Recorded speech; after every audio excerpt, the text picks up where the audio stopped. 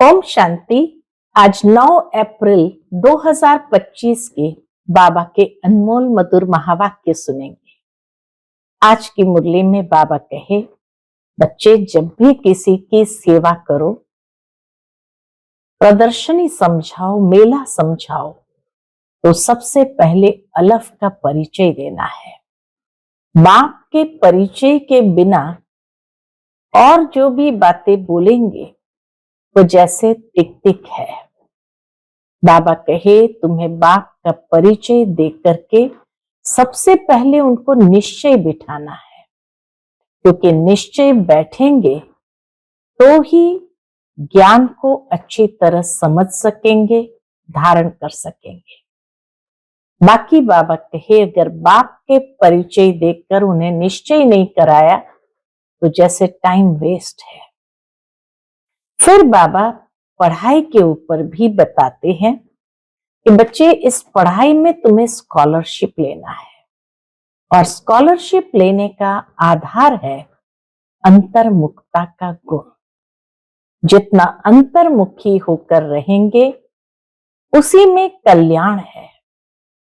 अंतर्मुखी होकर के बाप को याद करते रहेंगे तो चलन भी बहुत रॉयल होगी, और कोई भी मनुष्य ये समझ सकते हैं कि ये रॉयल है। साथ ही साथ बाबा कहे, यज्ञ सेवा में भी रुचि रखनी है। ये नहीं कि खाली वाचा सेवा करनी है, हर कर्म करते हुए भी ये प्रैक्टिस करो कि बाप की याद निरंतर रहे। तो सुनते हैं आज के बाबा के अनमोल मधुर महावाक्य। ओम शांति। मीठे बच्चे, हर एक की नब्ज देख पहले उसे अलफ का निश्चय कराओ, फिर आगे बढ़ो। अलफ के निश्चय बिना ज्ञान देना टाइम वेस्ट करना है। आज की मुरली से प्रश्न है, कौन सा मुख्य पुरुषार्थ स्कॉलरशिप लेने का अधिकारी बना देता है? उत्तर है अंतर्मुखता का। तुम्हें बहुत अंतर्मुखी रहना है। बाप तो है कल्याणकारी, कल्याण के लिए ही राय देते हैं। जो अंतर्मुखी योगी बच्चे हैं वह कभी देह अभिमान में आकर रुसते व लड़ते नहीं। उनकी चलन बड़ी रॉयल शानदार होती है। बहुत थोड़ा बोलते हैं, यज्ञ सर्विस में रुचि रखते हैं, वह ज्ञान की ज्यादा टिक टिक नहीं करते, याद में रहकर सर्विस करते हैं। ओम शांति। अक्सर करके देखा जाता है, प्रदर्शनी सर्विस के समाचार भी आते हैं, तो मूल बात जो बाप के पहचान की है उस पर पूरा निश्चय न बिठाने से बाकी जो कुछ समझाते रहते हैं वह कोई की बुद्धि में बैठना मुश्किल है। बल अच्छा अच्छा कहते हैं, परंतु बाप की पहचान नहीं है। पहले तो बाप की पहचान हो। बाप के महावाक्य है, मुझे याद करो, मैं ही पतित पावन हूं। मुझे याद करने से तुम पतित से पावन बन जाएंगे। यह है मुख्य बात। भगवान एक है, वही पतित पावन है। ज्ञान का सागर, सुख का सागर है, वही ऊंचते ऊंच है। ये निश्चय हो जाए तो फिर भक्ति मार्ग के जो शास्त्र, वेद अथवा गीता भागवत है, वह सब खंडन हो जाए। बाबा कहे, भगवान का परिचय मिल करके अगर निश्चय हो जाए तो फिर भक्ति मार्ग के जो भी शास्त्र है, वेद भागवत गीता, सब खंडन हो जाए।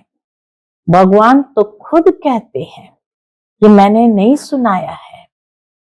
गीता में खुद भगवान कहते हैं, ये मैंने नहीं सुनाया है। मेरा ज्ञान शास्त्रों में नहीं है, वह है भक्ति मार्ग का ज्ञान। मैं तो ज्ञान दे सदगति करके चला जाता हूं, फिर यह ज्ञान प्रायलोप हो जाता है। ज्ञान की प्रारब्ध पूरी होने के बाद फिर भक्ति मार्ग शुरू होता है। जब बाप का निश्चय बैठे तो समझे।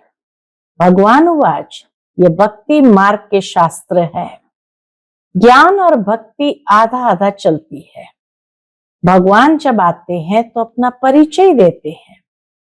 मैं कहता हूं 5000 वर्ष का कल्प है। मैं तो ब्रह्मा मुख से समझा रहा हूं।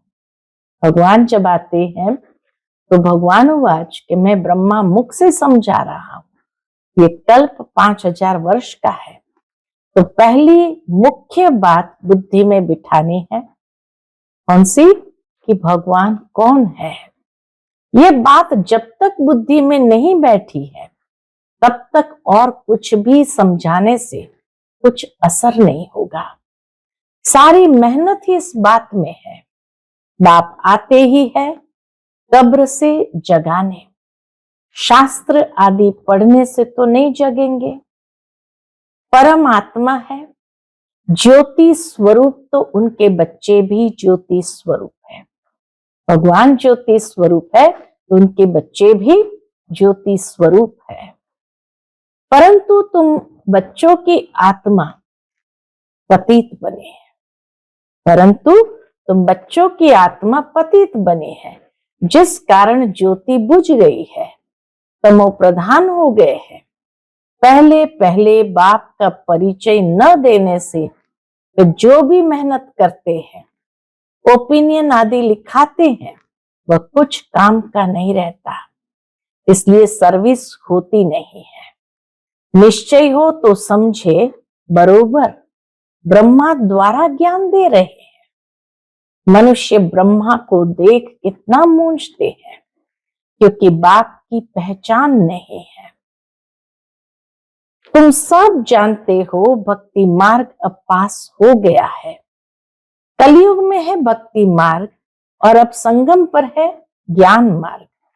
हम संगम युगी है, राजयोग सीख रहे हैं, दैवी गुण धारण करते हैं नई दुनिया के लिए।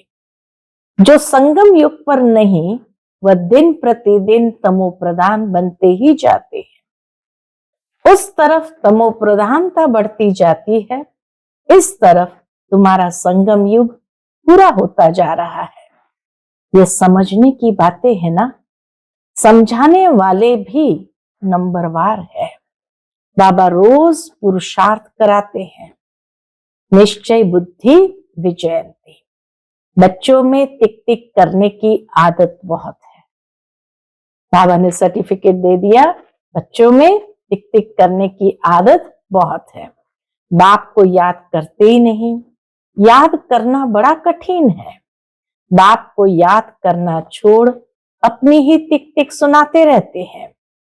बाप के निश्चय बिगर और चित्र तरफ बढ़ना ही नहीं चाहिए। बाबा ने बहुत स्पष्ट ये बात कह दिया, बाप के निश्चय बिगर और चित्र तरफ बढ़ना ही नहीं चाहिए। निश्चय नहीं तो कुछ भी समझेंगे नहीं। अलफ का निश्चय नहीं तो बाकी बे में तो जाना टाइम वेस्ट करना है। बे अर्थात और बातों में जाना टाइम वेस्ट करना है। इसकी नफ्स को जानते नहीं। ओपनिंग करने वाले को भी पहले बाप का परिचय देना है। यह है ऊंचते ऊंच बाप ज्ञान का सागर। बाप यह ज्ञान अभी ही देते हैं। सतयुग में इस ज्ञान की दरकार नहीं रहती। पीछे शुरू होती है भक्ति। बाप कहते जब मेरी निंदा पूरी होने का समय होता है तब मैं आता हूं। आधा कल्प उन्हों को निंदा करनी ही है। जिनकी भी पूजा करते ऑक्यूपेशन का पता नहीं। तुम बच्चे बैठ समझाते हो, परंतु खुद का ही बाबा से योग नहीं तो औरों को क्या समझा सकेंगे। बल शिव बाबा कहते हैं, परंतु योग में बिल्कुल रहते नहीं तो विकर्म भी विनाश नहीं होते हैं। विकर्म भी विनाश नहीं होते हैं। धारणा नहीं होती है। मुख्य बात है एक बाप को याद करना। जो बच्चे ज्ञानी तू आत्मा के साथ साथ योगी नहीं बनते हैं, उनमें देह अभिमान का अंश जरूर होगा। योग के बिगैर समझाना कोई काम का नहीं। वे देह अभिमान में आकर किसी न किसी को तंग करते रहेंगे। बच्चे भाषण अच्छा करते हैं तो समझते हैं हम ज्ञानी तू आत्मा है। बाप कहते ज्ञानी तू आत्मा तो हो, परंतु योग कम है। योग पर पुरुषार्थ बहुत कम है। बाप कितना समझाते हैं। बच्चे चार्ट रखो, मुख्य है ही योग की बात। बच्चों में ज्ञान के समझाने का शौक तो है, लेकिन योग नहीं है। तो योग बिगर विकर्म विनाश नहीं होंगे, फिर पद क्या पाएंगे। योग में तो बहुत बच्चे फेल है। समझते हैं हम 100% है, परंतु बाबा कहते 2% है। बाबा खुद बतलाते हैं भोजन खाते समय याद में रहता हूं, फिर भूल जाता हूं। ब्रह्मा बाबा भी अपना अनुभव बताते हैं, भोजन खाते समय याद में रहता हूं, फिर भूल जाता हूं। स्नान करता हूं तो भी बाबा को याद करता हूं। भल उनका बच्चा हूं, फिर भी याद भूल जाती है। कितना स्पष्ट बाबा ने अपने अनुभव में बताया कि रथ होते हुए भी इतना पुरुषार्थ करते हैं तो भी भूल जाते हैं। समझते हो यह तो नंबर 1 में जाने वाला है। ब्रह्मा बाबा तो नंबर 1 में जाने वाला है। जरूर ज्ञान और योग ठीक होगा। फिर भी बाबा कहते हैं योग में बहुत मेहनत है। ट्रायल करके देखो, फिर अनुभव सुनाओ। समझो दर्जी कपड़ा सिलाई करते हैं तो देखना चाहिए बाबा की याद में रहता हूं। बहुत मीठा माशूक है, उनको जितना याद करेंगे तो हमारे विकर्म विनाश होंगे, हम सतो प्रधान बन जाएंगे। अपने को देखे हम कितना समय याद में रहता हूं। बाबा को रिजल्ट बतानी चाहिए। याद में रहने से ही कल्याण होगा, ताकि जास्ती समझाने से कल्याण नहीं होगा। समझते कुछ नहीं है। अलफ बिगर काम कैसे चलेगा। एक अलफ का पता ही नहीं, बाकी तो बिंदी बिंदी हो जाती है। अलफ के साथ बिंदी देने से फायदा होता है। योग नहीं तो सारा दिन टाइम वेस्ट करते रहते। बाप को तो तरस पड़ता है, ये क्या पद पाएंगे। तकदीर में ही नहीं है तो बाप भी क्या करे। बाप तो घड़ी घड़ी समझाते हैं दैवी गुण अच्छे रखो, बाप की याद में रहो।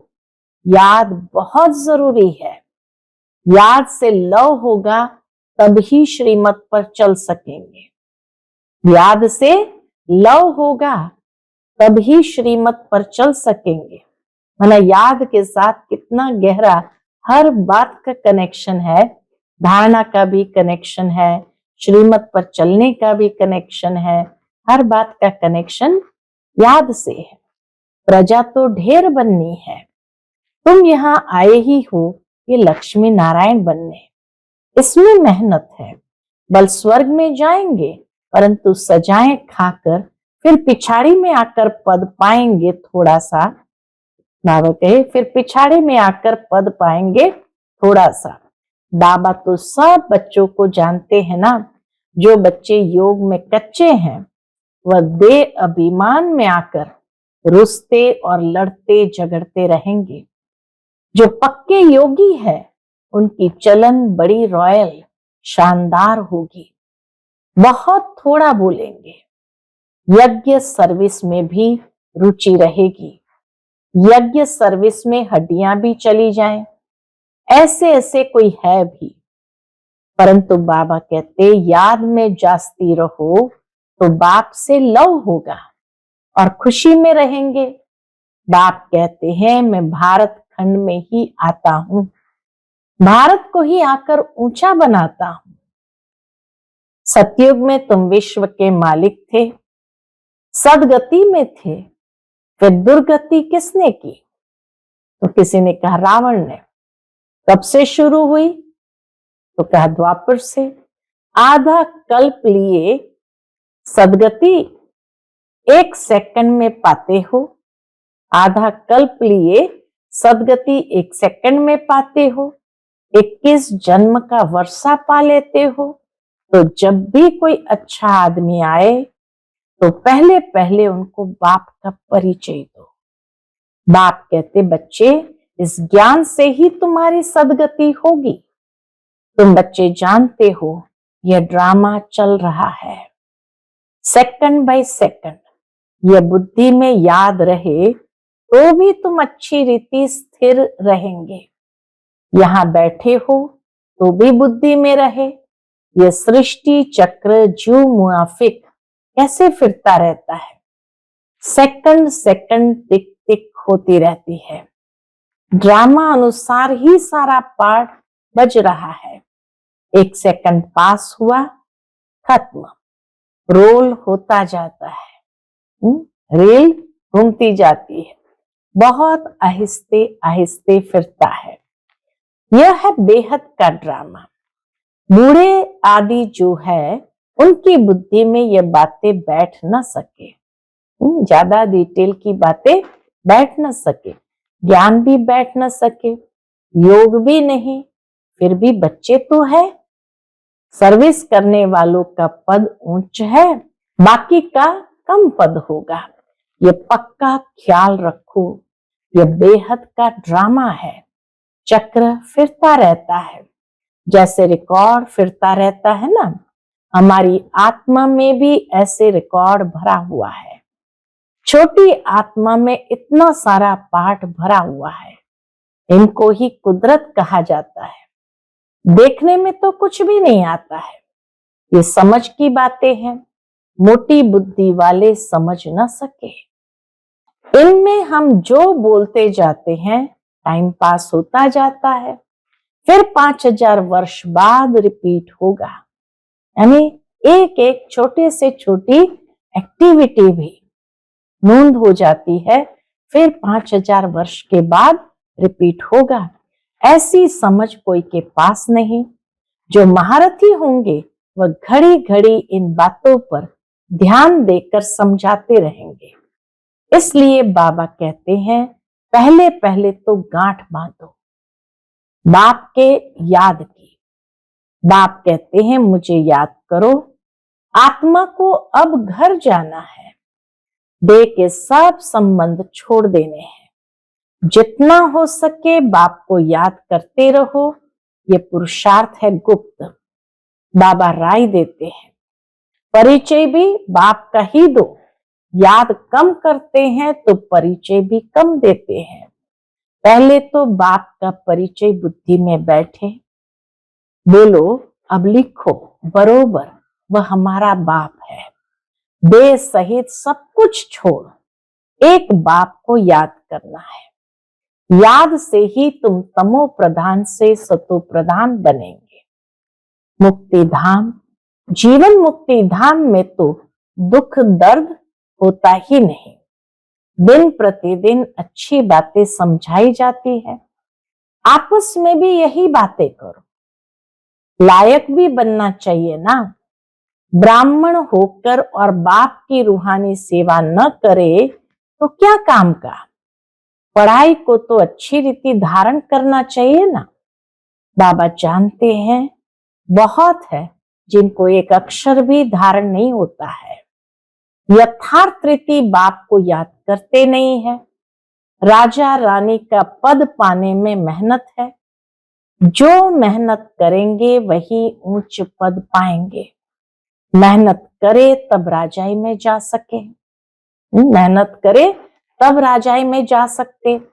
नंबर 1 को ही स्कॉलरशिप मिलती है। यह लक्ष्मी नारायण स्कॉलरशिप लिए हुए हैं। फिर है नंबर 12, बहुत बड़ा इम्तिहान है ना। स्कॉलरशिप की ही माला बनी हुई है।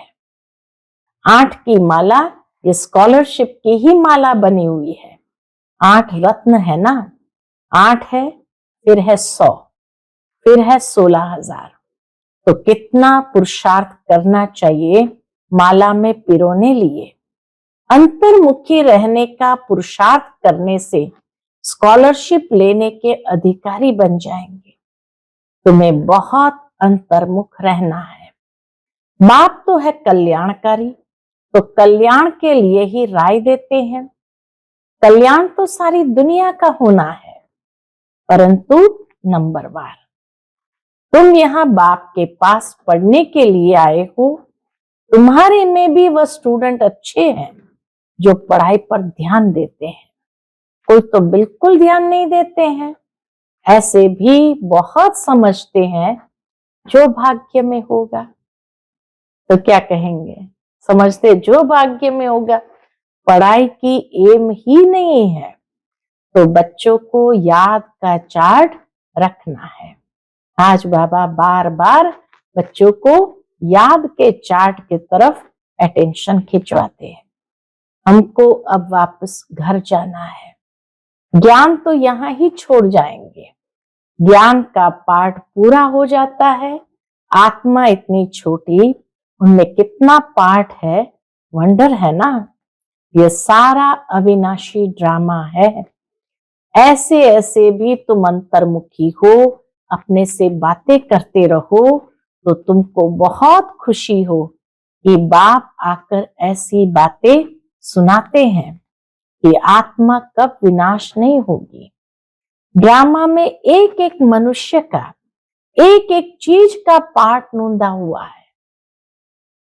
ड्रामा में एक एक मनुष्य का, एक एक एक्टिविटी, एक एक चीज का पार्ट नूंदा हुआ है।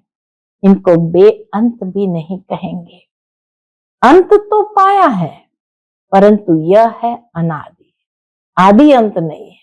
लेकिन बेअंत नहीं कहेंगे। बाबा कहे एक ड्रामा पूरा हो, दूसरा आरंभ होता है। कितनी चीजें हैं, इनको कुदरत कहे। ईश्वर की कुदरत भी नहीं कह सकते। वह कहते हैं हमारा भी इसमें पार्ट है।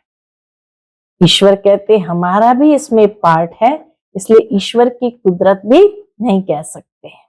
अच्छा, मीठे मीठे सिकिलते बच्चों प्रति माता पिता बाप दादा का याद प्यार और गुड मॉर्निंग। रूहानी बाप की रूहानी बच्चों को नमस्ते। हम सब रूहानी बच्चों की रूहानी माता पिता बाप दादा को याद प्यार, गुड मॉर्निंग और नमस्ते नमस्ते। शुक्रिया बाबा, शुक्रिया। आज की मुरली से धारणा के लिए मुख्य सार है। पहली पॉइंट, योग में बहुत मेहनत है। ट्रायल करके देखना है कि कर्म में कितना समय बाप की याद रहती है। याद में रहने से ही कल्याण है। मीठे माशूक को बहुत प्यार से याद करना है।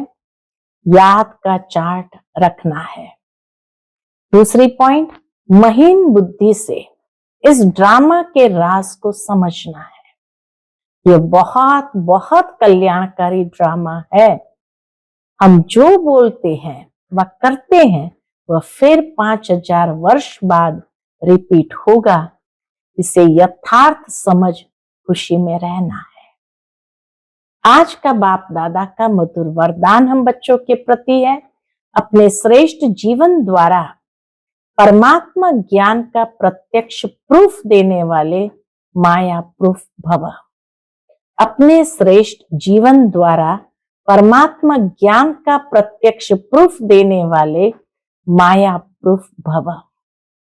स्वयं को परमात्मा ज्ञान का प्रत्यक्ष प्रमाण व प्रूफ समझने से माया प्रूफ बन जाएंगे। प्रत्यक्ष प्रूफ है आपकी श्रेष्ठ पवित्र जीवन। सबसे बड़ी असंभव से संभव होने वाली बात प्रवृत्ति में रहते पर वृत्ति में रहना। देह और देह की दुनिया के संबंधों से पर न्यारा रहना। पुराने शरीर की आंखों से पुरानी दुनिया की वस्तुओं को देखते हुए न देखना, अर्थात संपूर्ण पवित्र जीवन में चलना। यही परमात्मा को प्रत्यक्ष करने व माया प्रूफ बनने का सहज साधन है। आज का स्लोगन है, अटेंशन रूपी पहरेदार ठीक है, तो अतीन्द्रिय सुख का खजाना खो नहीं सकता। अटेंशन रूपी पहरेदार ठीक है तो अतीन्द्रिय सुख का खजाना खो नहीं सकता। आज का व्यक्ति इशारा कंबाइंड रूप की स्मृति से सदा विजयी बनो। बाप को कंपेनियन तो बनाया है, अब उसे कंबाइंड रूप में अनुभव करो और इस अनुभव को बार बार स्मृति में लाते लाते स्मृति स्वरूप बन जाओ। बार बार चेक करो कि कंबाइंड हूं, किनारा तो नहीं कर लिया। जितना कंबाइंड रूप का अनुभव बढ़ाते जाएंगे उतना ब्राह्मण जीवन बहुत प्यारी मनोरंजक अनुभव होगी। अच्छा, ओम शांति।